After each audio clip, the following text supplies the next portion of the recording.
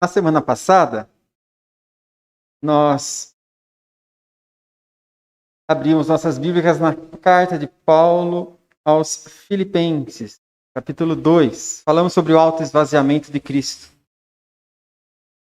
E falamos do nome, entre outras coisas, do nome exaltado que Cristo recebeu. Hoje eu quero prosseguir nesse tema, falando sobre Jesus Cristo e do nome que está acima de todo nome. Uma parte 2 da pregação da semana passada, mas nós ficaremos em uma outra passagem bíblica, em Hebreus. Abra lá, Hebreus, capítulo 7.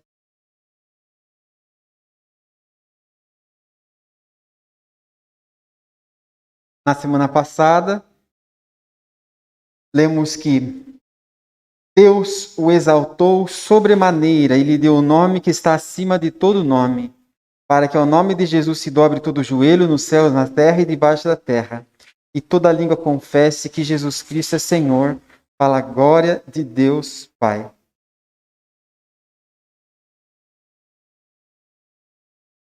Hebreus capítulo 7.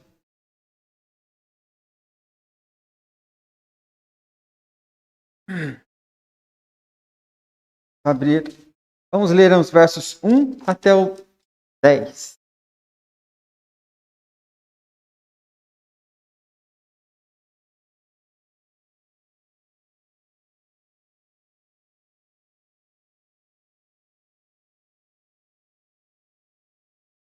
Porque este Melquisedeque, rei de Salém, sacerdote do Deus Altíssimo, que saiu ao encontro de Abraão, quando voltava da matança dos reis, e o abençoou, para o qual também Abraão separou o dízimo de tudo, primeiramente se interpreta rei de justiça, depois também é rei de Salém, ou seja, rei da paz.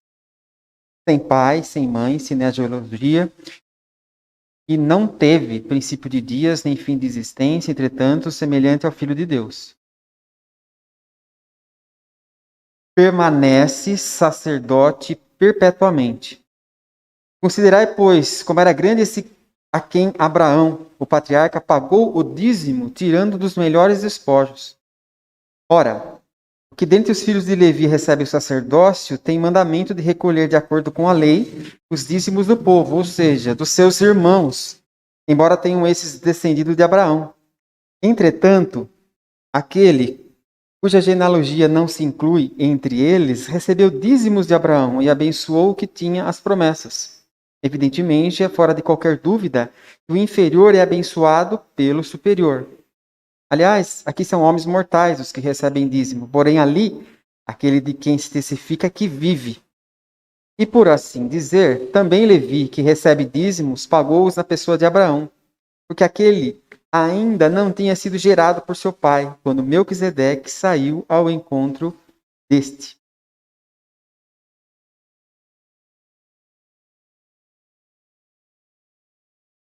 Preliminarmente, eu gostaria de dizer, antes de entrar no texto, que há no homem a crença do divino. Há a ideia de divindade presente na humanidade. Por isso, ele está sempre a indagar como o homem pode se achegar até Deus, ou até as divindades. É por isso que existem tantas religiões no mundo. Porque são muitas as respostas para essa indagação. Como o homem pode ser aceito, se achegar diante das divindades.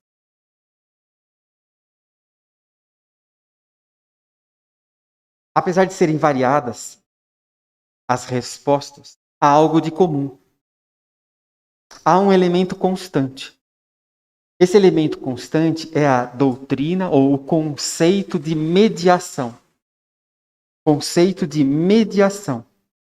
Ao conceber o divino, o homem natural também crê que deve haver alguém que se coloque entre ambos, ou seja, entre Deus e os homens.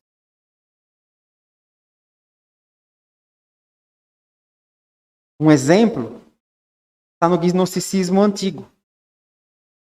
Queria-se que Deus, entre Deus e os homens, havia uma série de seres celestiais, anjos, chamados de íons. Mesmo, íons. Você lembrou da química moderna, né? Lembrou das aulas de química do professor Cláudio? Lembrou? Está pensando em cátion, em ânion? Não. Íon, no grego aion, sempre existente, ou eterno. Eles dominavam as esferas celestiais. Pleroma, chamava. As esferas celestiais. Eles habitavam as esferas. Em oposição ao quenoma, que é o mundo visível.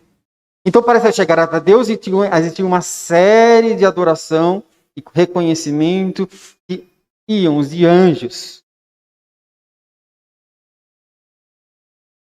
E o conceito de mediação não traz a crença de um mediador passivo, mas sempre a ideia de alguém que se coloca entre Deus e o homem e oferece dádivas, oferece sacrifícios.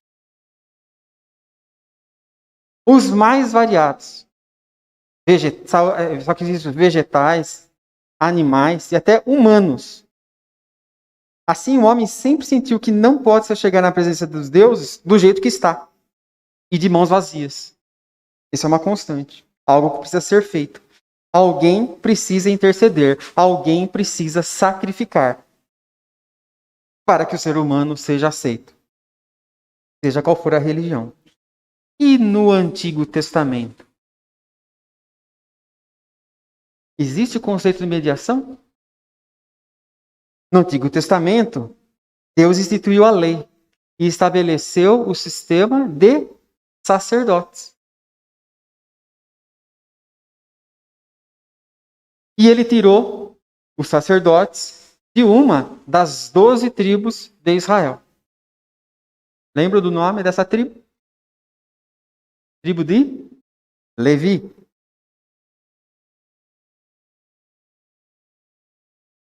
A tribo de Levi, Deus entregou todo o trabalho sacerdotal.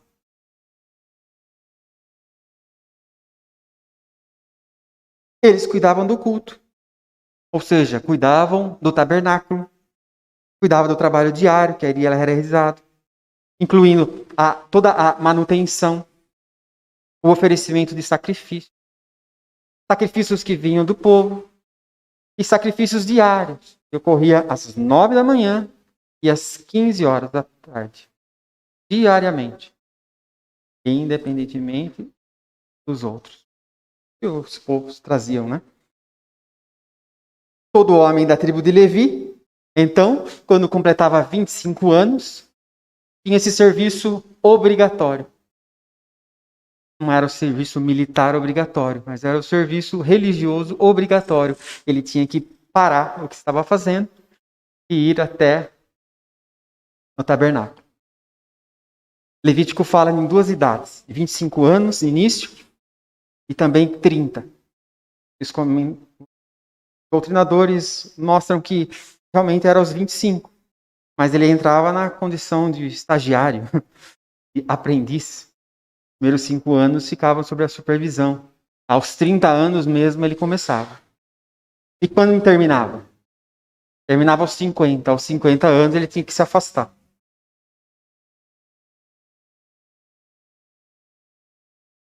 O trabalho dos sacerdotes consistia em tirar o couro do animal, cortar as carnes, preparar o fogo, queimar a carne, recolher a cinza, cuidar do candelabro, preparar os pães da presença, o incenso, o óleo, carregar o tabernáculo, desmontar o tabernáculo. Era muito trabalho. Esses eram os levitas. Mas você vai perguntar, mas os levitas não eram aqueles que tocavam?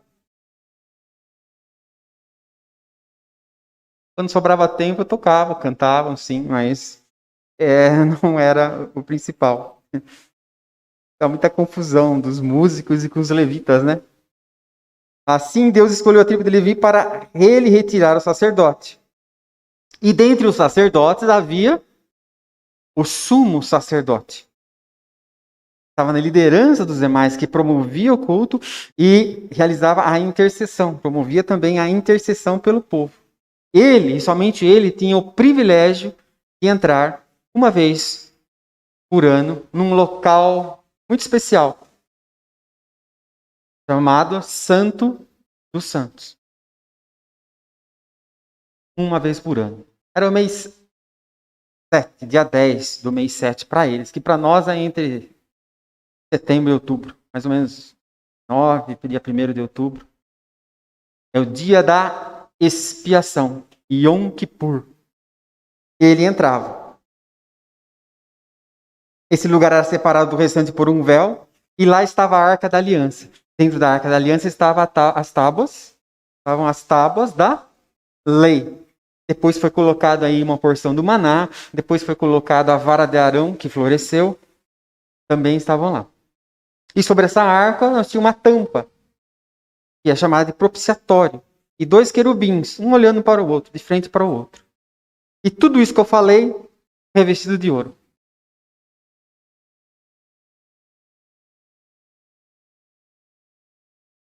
Então, nesse dia específico, e não em outro, no dia 10 de Tisri, o sumo sacerdote, somente ele entrava com o sangue do cordeiro, que foi apresentado para ele, para os pecados dele, e o sangue do bode, que era em favor do povo. E havia um segundo bode ainda, o emissário, que era apresentado para ele vivo depois. E ele pegava o bode vivo e confessava os pecados do povo. E esse bode era solto para o deserto. Ele era livre. Deus, então, se propiciava, Deus se aplacava, Deus perdoava os pecados da nação. Anualmente era feito isso, assim como a festa da Páscoa. Mas era algo solene, no sentido de, não quero você mais um você, mas de trazer tristeza e reflexão que se estava fazendo a confissão de pecados nível nacional. Era tão secreta essa cerimônia que amarrava uma corda aos pés do sumo sacerdote, antes dele entrar no Santo dos Santos. Caso estivesse em pecado ou impuro, teria morto diante da presença da glória de Deus. E ninguém que não fosse o sumo sacerdote podia entrar no Santo dos Santos, porque senão ia morrer também. Então ele tinha as vestes e os sinos e romãs. Ele balançava e fazia um som. Então as pessoas sabiam: o sumo sacerdote está vivo. Não morreu. Ele está ali oferecendo o sangue, aspergindo o sangue no propiciatório. E estava lá a corda. Se houvesse silêncio, aguardariam um tempo, mais um pouco. Alguma coisa aconteceu. Não podemos entrar. Então, vamos puxar. Era muito sério.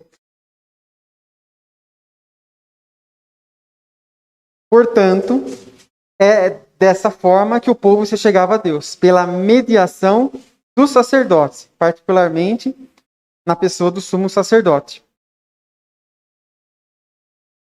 O autor de Hebreus sabia muito bem disso, de todo esse ritual. Porque ele está falando para os seus compatriotas. Ele mesmo já esteve no templo e já ofereceu sacrifício por várias vezes. Era um judeu convertido, escrevendo para os seus compatriotas. O nome dele, nós não sabemos. O que nós sabemos é que certamente ele não era um dos 12. E por que eu afirmo isso? Veja Hebreus capítulo 2, versículo 3. Hebreus capítulo 2, 3 diz: como escaparemos nós se negligenciarmos tão grande salvação, a qual, tendo sido anunciada inicialmente pelo Senhor, foi-nos depois confirmada pelos que a ouviram. Ele se inclui. Foi-nos confirmada. Foi. Depois. Então Jesus falou a um primeiro grupo que ouviu. E esse autor de Hebreus ouviu dos primeiros. Tudo bem? Então, eu não vou citar o nome do autor de Hebreus, porque não é conhecido. Então, eu, a partir de agora, vou falar sempre, por várias vezes, o autor de Hebreus, o autor de Hebreus, o autor de Hebreus. Tá bom? É por isso.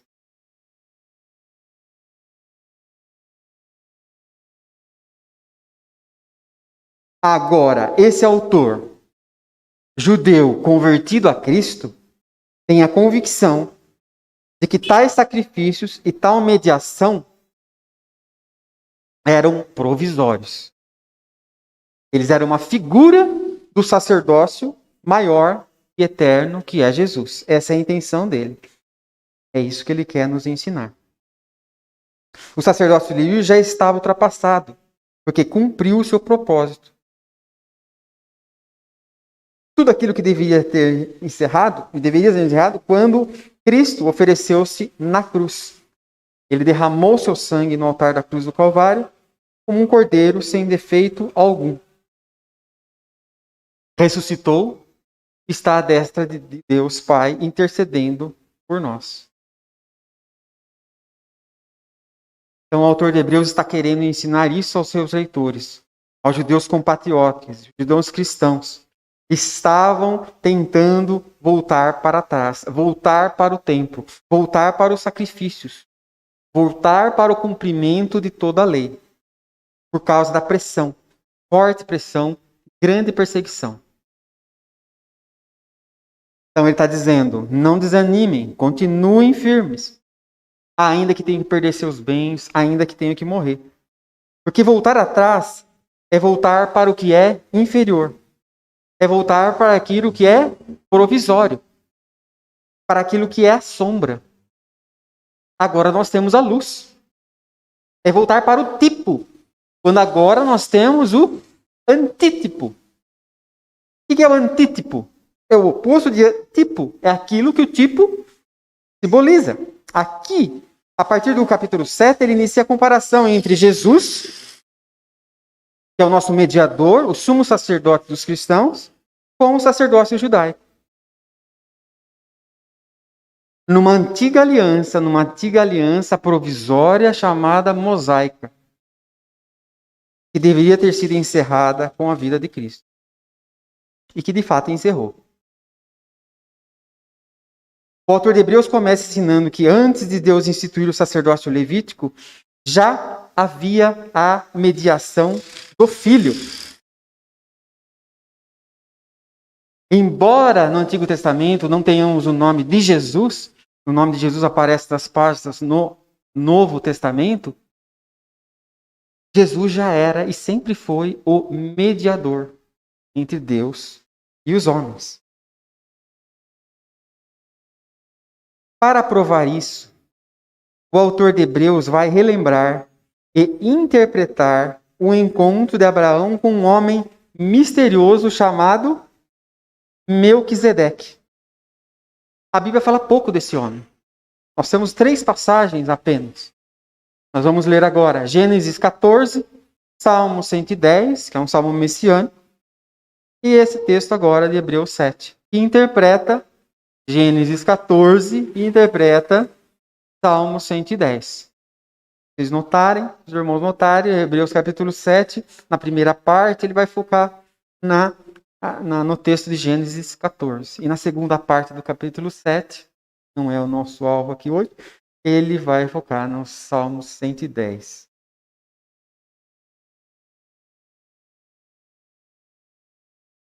O autor de Hebreus entendeu plenamente quem era Melquisedeque. Compreendeu e, pela direção do Espírito Santo, fez registrar nas Escrituras. E hoje nós temos aqui. Para o nosso benefício, para o nosso proveito, para o ensino da Igreja de Cristo. É importante entender essa passagem que está aqui.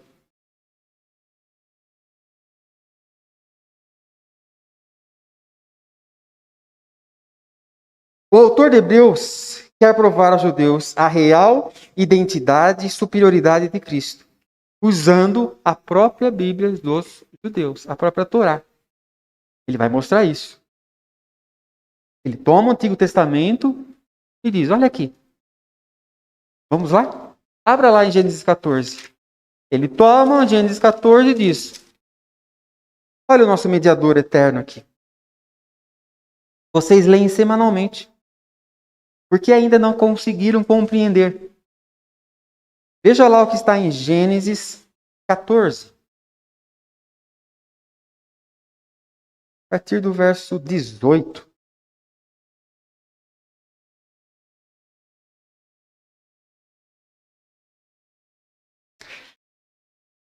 Gênesis 14, 18. Melquisedeque, rei de Salém, trouxe pão e vinho. Era sacerdote do Deus Altíssimo. Abençoou ele Abraão e disse, bendito seja Abrão, pelo Deus Altíssimo. Tá? Abrão, que possui os céus e a terra. E bendito seja Deus Altíssimo, que entregou os seus adversários nas suas mãos. E de tudo lhe deu Abrão o dízimo. Até aí. Aqui, em Gênesis 14, nós temos o encontro de Abraão com essa figura misteriosa, chamada Melquisedeque. Abraão está voltando de uma batalha contra vários reis. E ele sai vitorioso. E por que ele entrou nessa batalha? Para recuperar o seu sobrinho Ló. E no retorno, ele encontra Melquisedeque.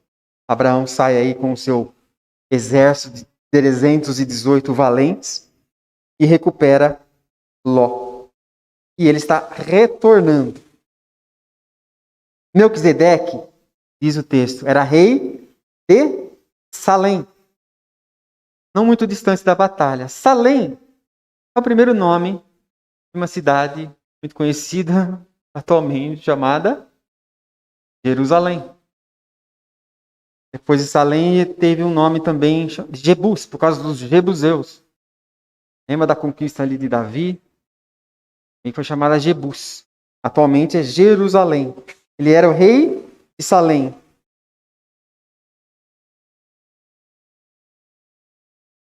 Há muita especulação aqui sobre quem é esse Melquisedeque. Falam que é Enoque, falam que é Sem, falam que é anjo, falam que é o Espírito Santo, falam que é Cristo pré-encarnado.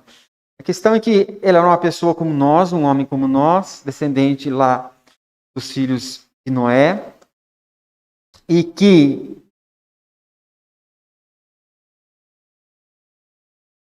o mais importante era conhecedor e portador da verdadeira religião. O texto fala que ele era sacerdote do Rei Altíssimo, El Elyon.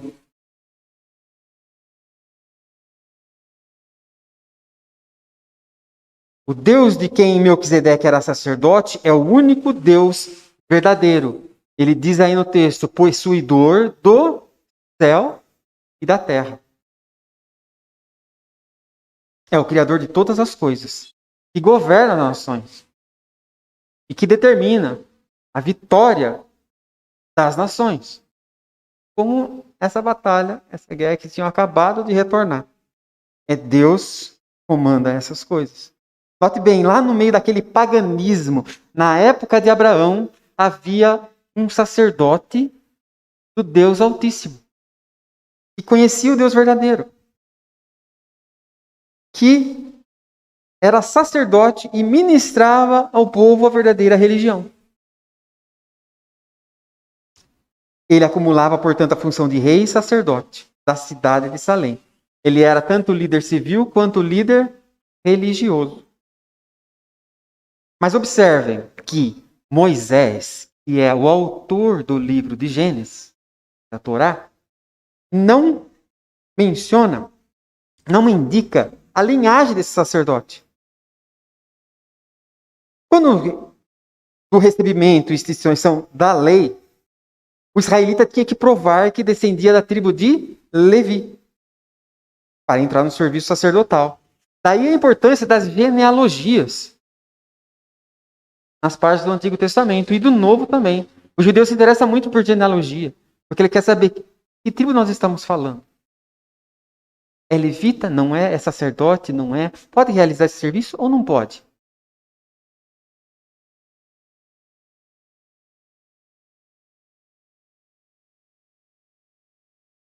Aqui, entretanto, Melquisedeque aparece e não sabemos quem é o pai dele, não sabemos quem é a mãe, quando nasceu, seus avós, ou seja, zero genealogia, nada. Para piorar, ele desaparece. Quando ele morre, em que circunstância? Não sabemos. A esposa, qual era o nome? Não sei. Tinha? Não sabemos. Deixou filho? Não se sabe.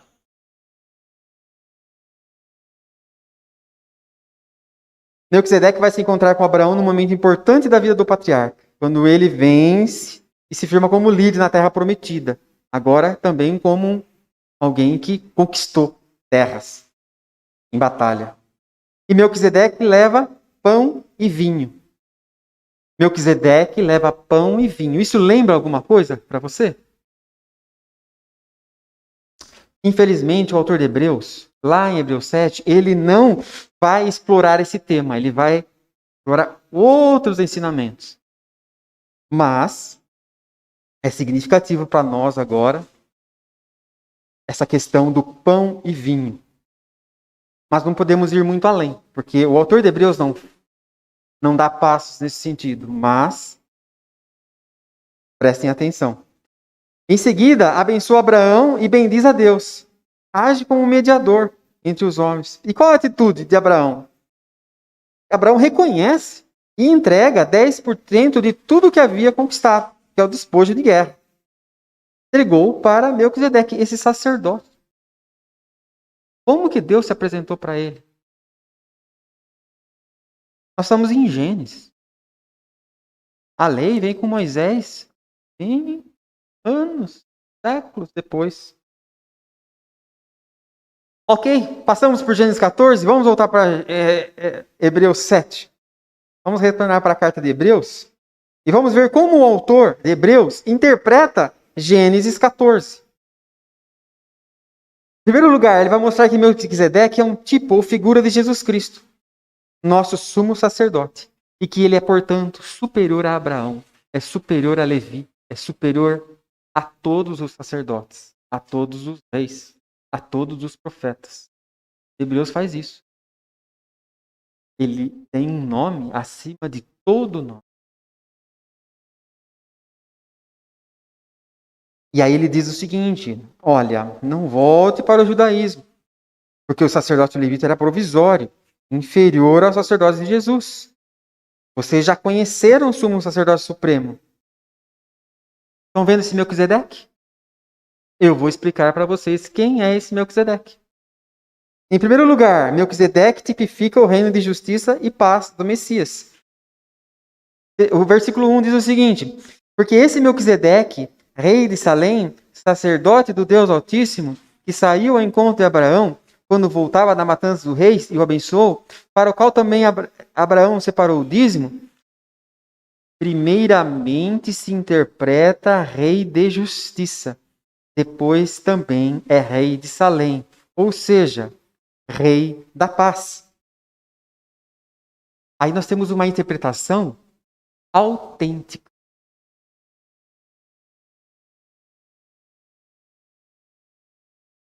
Quem dera tivesse mais interpretações autênticas. Ou seja, é o próprio autor que está explicando o significado. Não é uma interpretação doutrinária.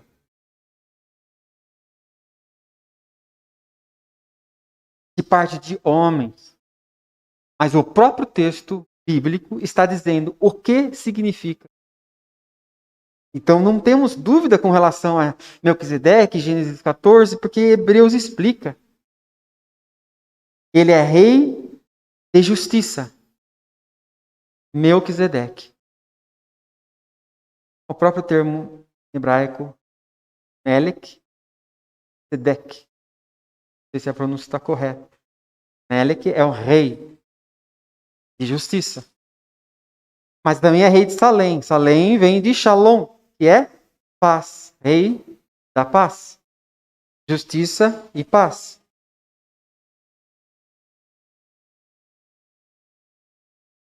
Em segundo lugar, Melquisedeque simbolizava ou tipificava o Filho de Deus, o eterno sacerdote mediador.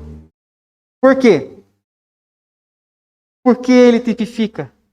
Porque ele não tem pai, não tem mãe, não tem genealogia, não tem morte. Ou seja, do ponto de vista bíblico, Melquisedeque não tem início nem fim. Ou seja, é eterno.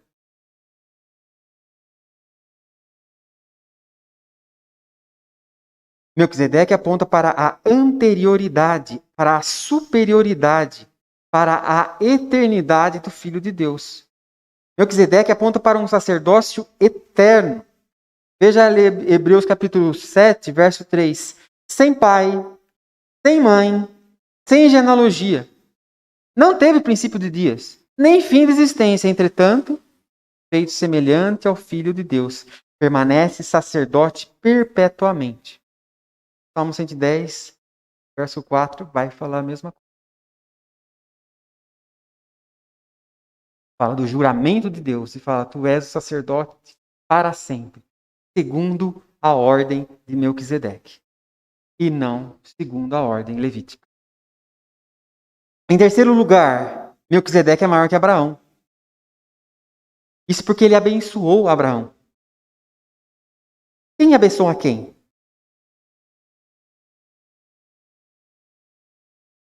É o maior que abençoa o menor ou é o menor que abençoa o maior?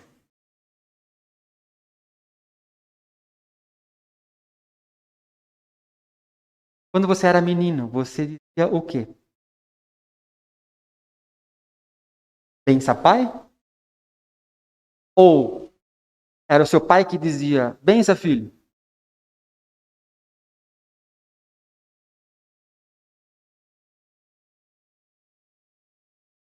É o maior quem abençoa o menor.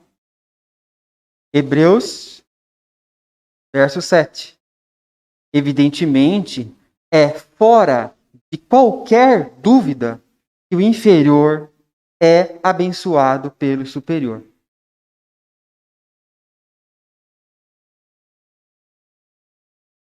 Quem era Abraão? Era o detentor de promessas. O verso 6 fala. Que pessoa importante era Abraão. Deus estabeleceu a aliança abraâmica e daí surge toda a história da redenção. Pois vem a aliança palestiniana, depois a aliança mosaica, depois a aliança davídica, depois a nova aliança. Abraão é importantíssimo, mas Melquisedeque é superior. Ele representa um sacerdócio eterno, que já estava vigorando desde que antes de existir a lei. Note que Abraão pagou o dízimo a Melquisedeque, reconhecendo o ofício dele como sacerdote do Altíssimo, como mediador de El Elion. Portanto, Melquisedeque é superior à tribo de Levi, que é a tribo de onde vieram os sacerdotes israelitas. Levi não havia nascido, mas estava em Abrão. E muito embora Levi recebesse dízimos para sobreviver, pagou dízimos a Melquisedeque por meio de Abraão. Esse é o raciocínio, essa é a interpretação do autor de Hebreus da passagem de Gênesis 14. É o que nós lemos aqui em Hebreus 7, versículos 9 e 10. E por assim dizer, também Levi, que recebe dízimos, pagou-os na pessoa de Abraão.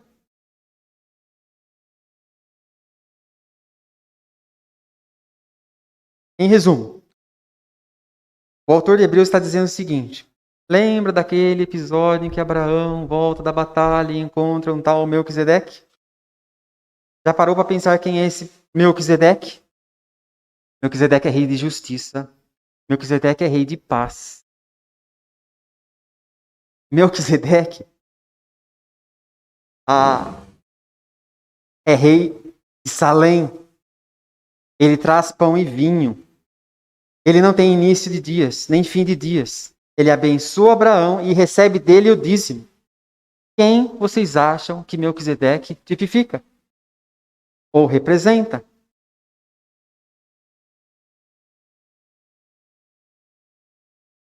E quem são então os sacerdotes que ficaram lá no templo? Representações. Meras e pálidas representações de quem? Do verdadeiro sacerdócio de Cristo. Antes deles existirem, antes de instituir Deus a lei, antes de Levi nascer, Jesus já era representado na pessoa de Melquisedeque. E aí, se vocês lembram das aulas de escatologia, você vai ver que então, com a instituição da lei mosaica, o pacto mosaico, ele é condicional, temporário. Não é incondicional e eterno como a nova aliança e o próprio pacto com Abraão, a aliança abraâmica. Jesus já era representado. Com isso, o autor de Hebreus está dizendo que o sistema levítico já foi abolido com a vida de Cristo. A aliança mosaica era provisória, representativa do verdadeiro tabernáculo celestial. A antiga aliança passou. Agora nós temos um verdadeiro e supremo mediador, que Melquisedeque representava. Ele se fez carne e habitou entre nós. E o fim da lei, sabe quem é? É Cristo. Você quer viver ainda na lei? Prossiga. Quer viver mais um pouco? Prossiga. Continue a prosseguir. Quando você estiver próximo do fim, você vai avistar Cristo.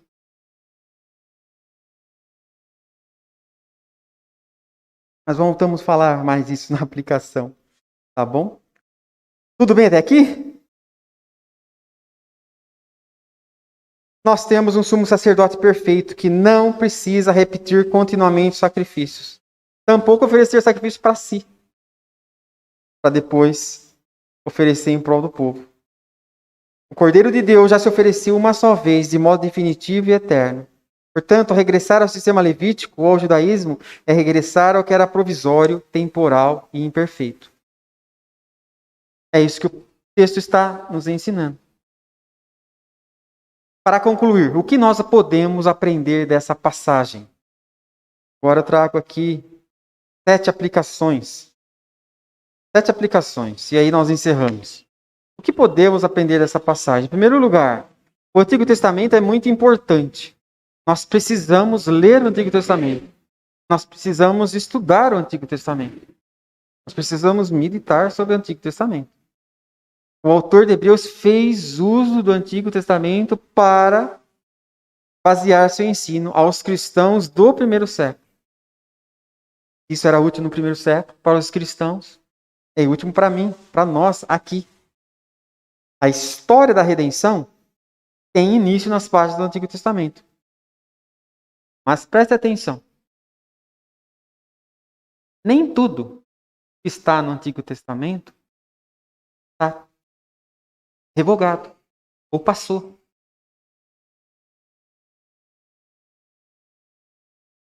Há passagens que ainda sequer realizaram. Tiveram cumprimento.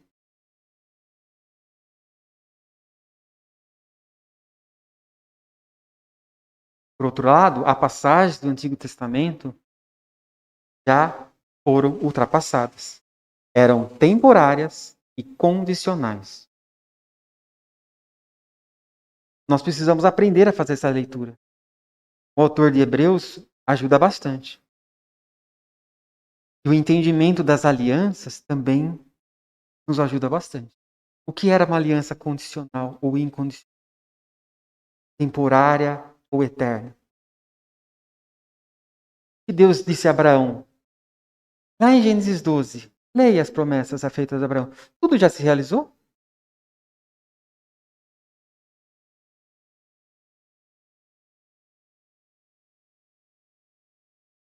Será?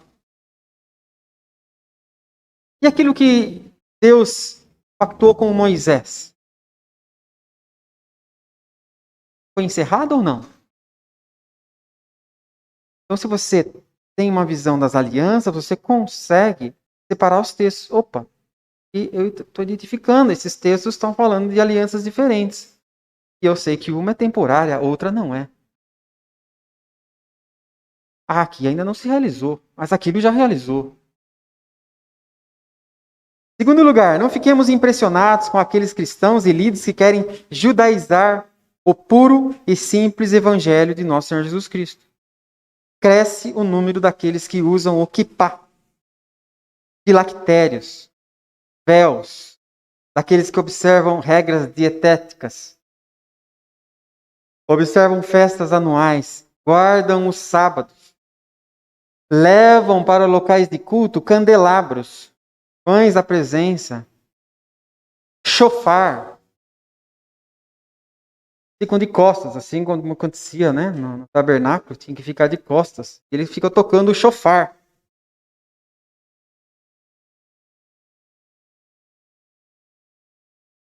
Tudo aquilo era provisório, ordenado por Deus temporariamente, para serem figuras e preparar o povo para a chegada do Messias.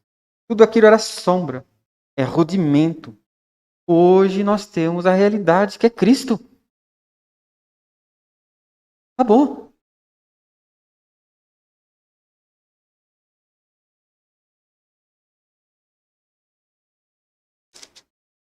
Verso 11. Se, portanto, a perfeição houvera sido mediante o sacerdócio levítico, pois nele baseado o povo recebeu a lei, que necessidade haveria ainda de que se levantasse outro sacerdote segundo a ordem de Melquisedeque e que não fosse contado segundo a ordem de Arão? Pois quando se muda o sacerdócio, necessariamente, não há opção aqui. Quando se muda o sacerdócio, muda também o quê? A lei.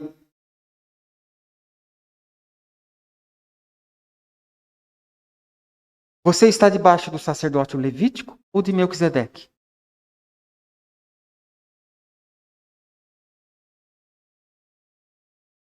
Em terceiro lugar, nós vemos Abraão aqui em Gênesis 14 entregando dízimo a Melquisedeque, muito antes de Moisés receber a lei no Monte Sinai. Nessa lei, nós temos a estipulação do dízimo. Mas Abraão sabia que poderia e deveria demonstrar a sua gratidão a Deus, dando o melhor do que tinha. Isso é próprio daqueles que adoram o Deus Altíssimo e verdadeiro.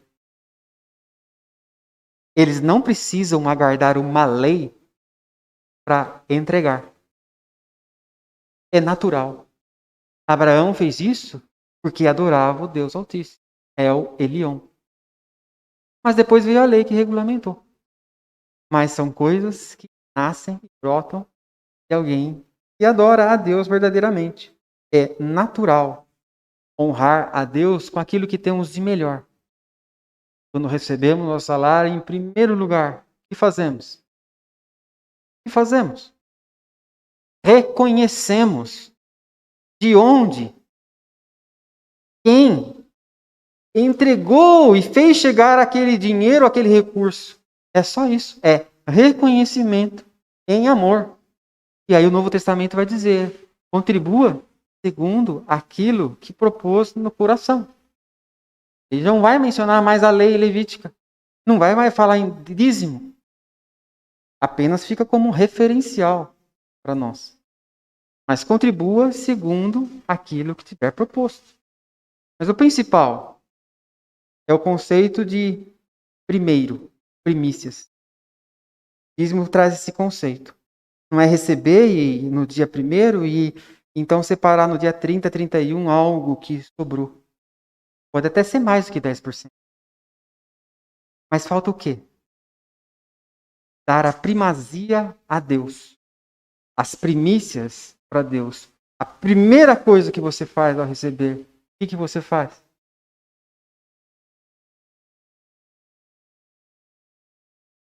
Ah, mas eu cheguei lá no dia 31 e dei 50%. Mas como está o seu coração? Ele está vindo em primeiro lugar também nesse aspecto? Será? Às vezes não. Em quarto lugar, há sempre um remanescente eleito. Deus, em meio ao paganismo, sempre reserva para si um remanescente fiel. Na época de Abraão havia Melquisedeque, um sacerdote. E a pergunta: onde Melquisedeque conheceu e aprendeu acerca do Deus Altíssimo?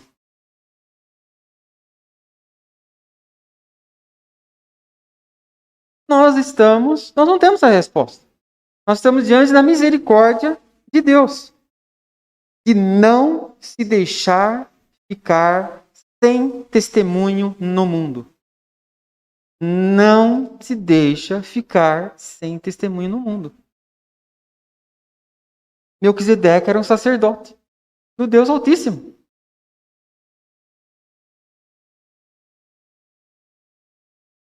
O que sabemos hoje é que a nossa missão como Igreja de Cristo é levar esse conhecimento ao mundo todo.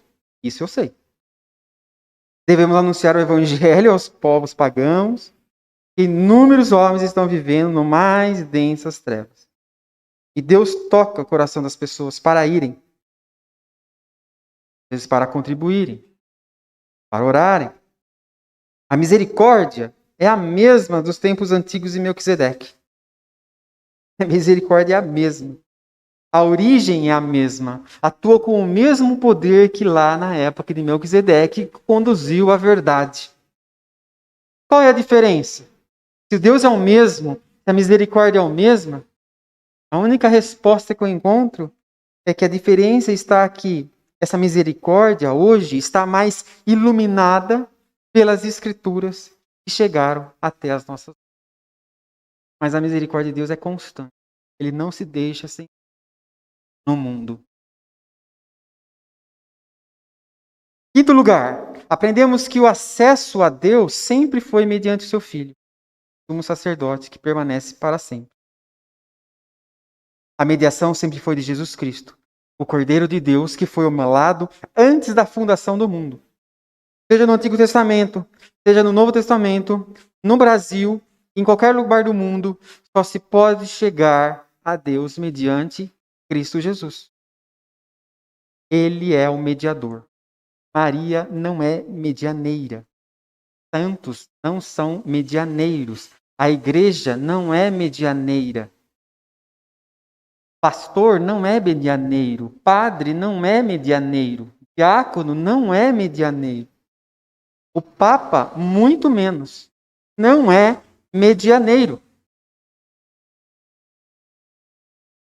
Medianeiro é um só.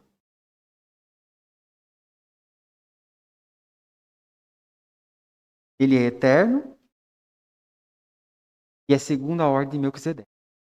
Esse é o nosso mediador. Mas essa palavra também é dirigida aos crentes. Crentes que iniciaram a caminhada pelo Espírito, mas que decidiram se aperfeiçoar na carne. Age como se tivesse que merecer algo. Mas o acesso já existe. Basta se chegar a esse mediador em obediência e em humildade. Hoje mesmo. Nós devemos colocar os nossos fardos, nossas preocupações aos pés desse mediador. E nós queremos muitas vezes trabalhar, suar, fazer. Por quê?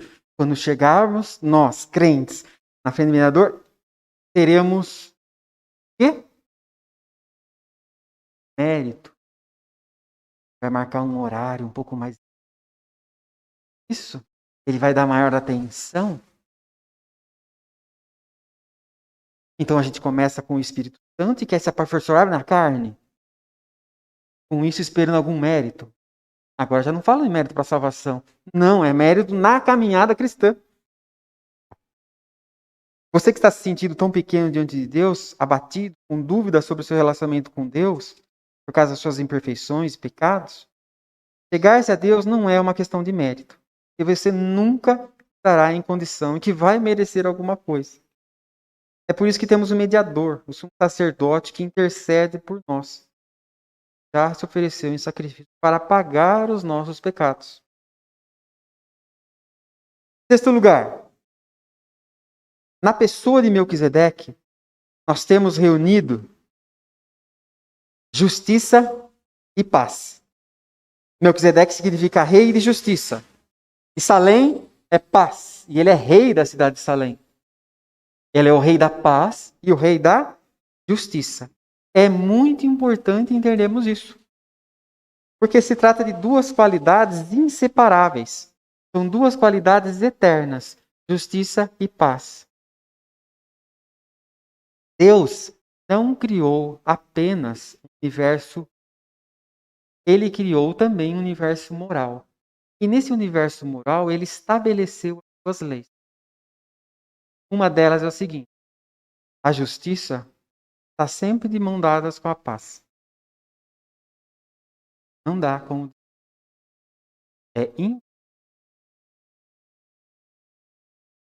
Não existe paz sem justiça. E o fruto natural da justiça é a paz. Não se trata de algo incidental. Está presente em diversas passagens bíblicas, do Antigo até o Novo. Vamos ver 3? Salmo 85, 10.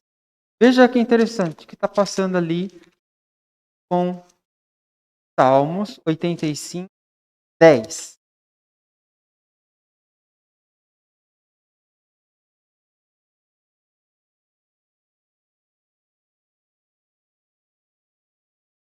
Salmo 85, 10. Encontraram-se a graça e a verdade. A justiça e a paz se beijaram.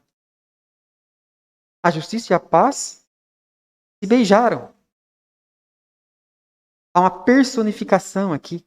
A justiça e a paz é uma figura de linguagem. Elas são amigas. Elas são fraternas. Elas vivem em harmonia. Elas vivem juntas. Porque Deus assim estabeleceu. Nós que vivemos nesse mundo, nesse universo físico criado por Deus, também somos atingidos por essa lei moral. Uma das coisas que almejamos nesse mundo é o quê? Paz. E nós esquecemos, muitas vezes, que essa paz só pode ser alcançada quando a justiça é estabelecida.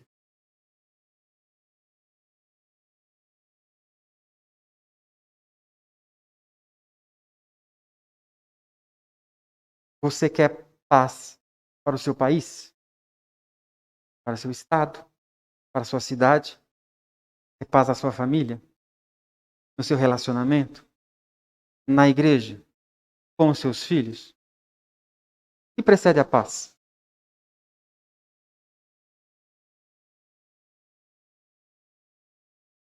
Isaías 9:6. Isaías 9:6. Muito conhecido, muito lido na época de Natal. Veja o que acontece aí então com a justiça e paz. Aqui está falando do governo do Messias. Fala das qualidades desse governo. Ele vai citar um nome sempre seguido de uma qualidade.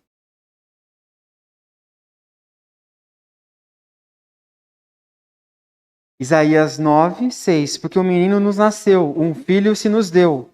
O governo está sobre os seus ombros. Seu nome será Maravilhoso Conselheiro. Deus Forte. Ele é o Pai da eternidade, Príncipe da paz. Que se aumente o seu governo e venha a paz sem fim sobre o trono de Davi e sobre o seu reino, para estabelecer e o firmar mediante o juízo e a justiça. Esse príncipe da paz vai estabelecer seu reinado no trono de Davi. Mas qual é a base disso? A justiça. Desde agora e para sempre. O zelo do Senhor dos Exércitos fará isso. E para acabar, Isaías mesmo, 32:17. Isaías 32:17.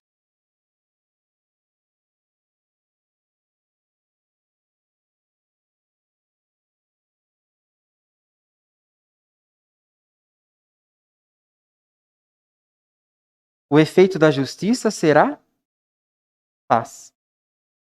E o fruto da justiça, repouso e segurança para sempre.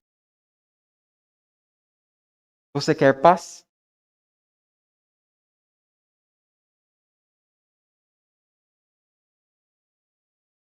Amanhã você vai encontrar paz no seu local de trabalho?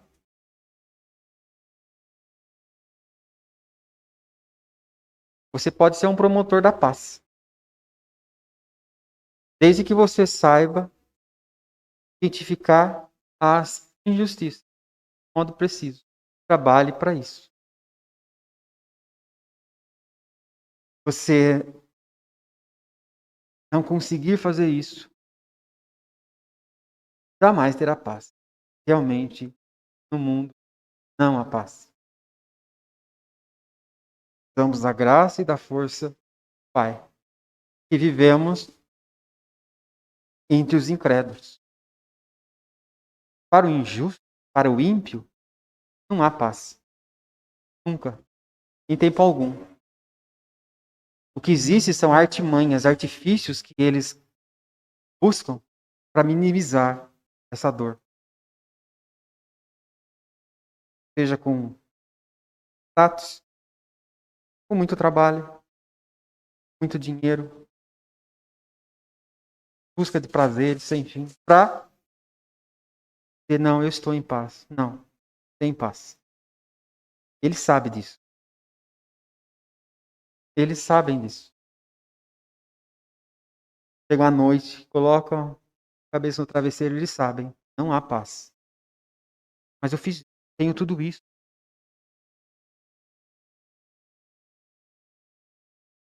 Trabalho para a minha imagem. Mas eles são infelizes. E a Bíblia diz que para o ímpio não há paz. A última aplicação, sétima.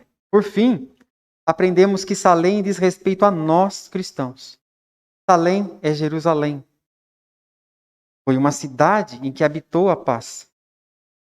A Bíblia, no Antigo Testamento, mostra que Salém foi conhecida por habitar ali a justiça e a paz. Porém, em outros tempos, quando os profetas se levantaram para condenar os pecados de Salém, diziam: como se tornou corrupta a cidade em que outrora habitava a justiça. E são os mesmos profetas que também afirmam que Jerusalém, Salém, no futuro, será novamente uma cidade de justiça e paz. O zelo do Senhor fará isso. Jerusalém será a capital da paz. Então vejam, Jerusalém é uma cidade conectada com essa ideia de justiça e paz, tanto no passado quanto no futuro. E por que isso é importante? Porque isso compõe a nossa esperança cristã. Você entende, compreende dessa forma? Faz parte da nossa fé, da fé cristã. Jerusalém faz parte da fé cristã? Sim, faz parte da nossa esperança. Quando olhamos para Jerusalém, não podemos ter expectativas tão somente político-econômicas para o hoje. Devemos olhar para Jerusalém e compreender que ali Deus quer e irá fixar seu reinado de justiça e paz. Isso deve compor a esperança cristã. Aquela cidade, como disse Jesus no Sermão do Monte, é a cidade do grande rei. Daí o sermão lá, Jerusalém. Salém é a cidade do grande rei. E por que é chamada assim? Porque Jesus um dia reinará ali. Ele nunca reinou lá, mas descende do trono de Davi. E há um reino davídico que vai ser estabelecido. Pertence a Jesus o trono de Davi. Mas no futuro ele reinará. A partir de Jerusalém, regerá todas as nações com cetro de ferro. E agora eu queria ler a última passagem para os irmãos. Conecta essa Salém à nossa esperança cristã. Que é no profeta Daniel. Daniel capítulo 2. Ele tem aquelas visões e interpreta. Daniel capítulo 2. Daniel capítulo 2.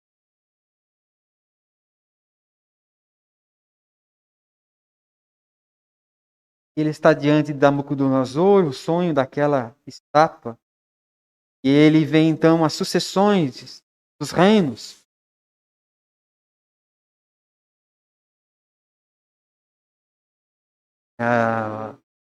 Sírio, babilônico, Medo-Pérsia, Roma, romano. Ele vê e interpreta. Mas, no capítulo 2, ele fala de uma pedra que se solta sem o auxílio de mãos.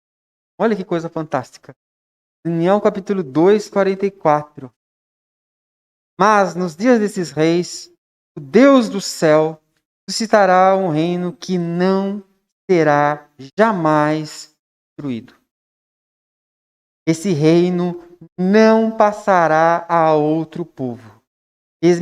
Esmiuçará e consumirá todos esses reinos, mas ele mesmo subsistirá para sempre. Como vistes que do monte foi cortada uma pedra, sem auxílio de mãos. E ela esmiuçou o ferro, o bronze, o barro, a prata e o ouro. O grande Deus fez saber ao rei o que há de ser futuramente. Certo é o sonho e fiel a sua interpretação.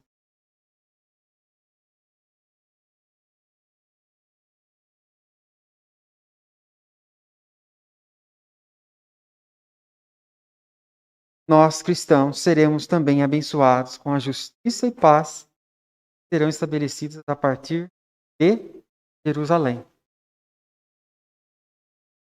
Essa pedra toca a base da imagem, derruba toda a imagem. Depois, aquela pedra ocupa todo o universo. É o reino de Messias, Jesus, sumo sacerdote, segundo a ordem de Melquisedeque. Então ele recebe um nome acima de todo nome. Porque Deus exaltou sobremaneira e lhe deu um nome que está acima de todo nome. Esse é o nosso mestre, Jesus Cristo.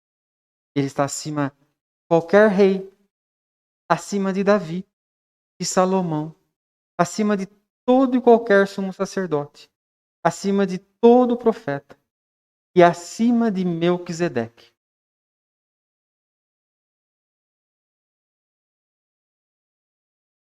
Melquisedeque é esse sacerdócio eterno. E o autor de Hebreus está querendo mostrar para os patriotas: olha, vocês leem semanalmente. Olha que sumo sacerdote. Olha o nosso mediador eterno. Ele está aqui. Como esse véu estava sobre o povo e sobre muitos hoje, foi o Espírito Santo que trouxe essas palavras, essa iluminação que hoje lemos aí em Hebreus capítulo 7. Irmãos, era isso que eu tinha para hoje, para compartilhar e dividir com os irmãos.